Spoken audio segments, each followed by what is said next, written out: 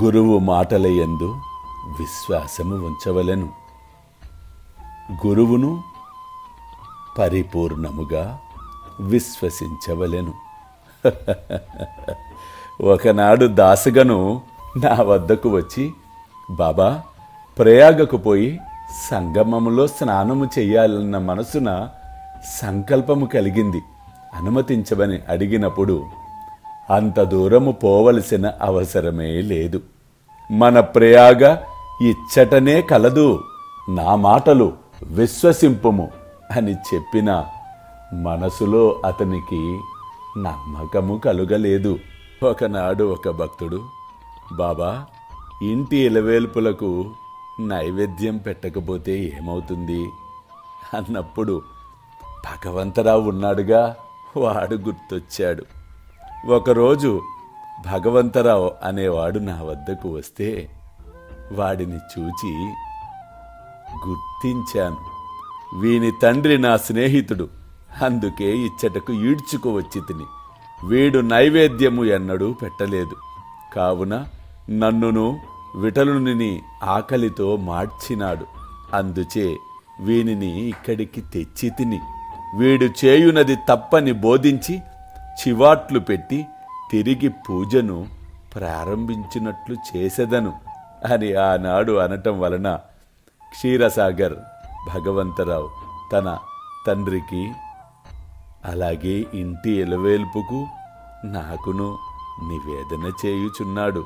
ఇంటి దైవాన్ని మరువరాదు. ఇంటి దైవాన్ని పూజించిన తరువాతే గురువుని పూజించాలి. అల్లా మాలిక్, అల్లా అచ్చా కరేగా.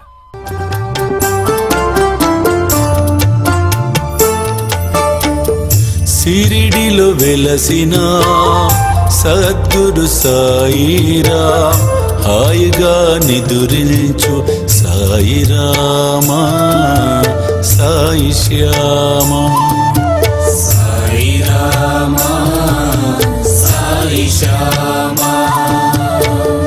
కనులా నిండా నీవేలే, మనసు నిండా నీవేలే.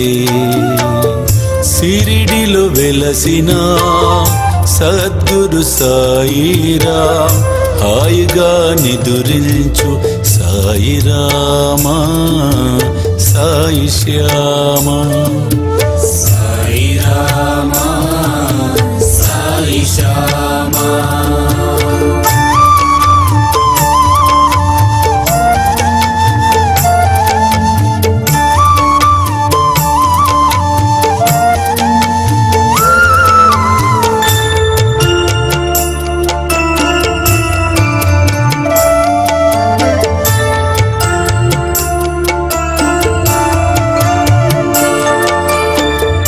ఆపదలు బాపేటి అనాథనాథుడా, సుఖముగా శయనించు సాయిరామా, సాయి శ్యామా, సాయిరామా,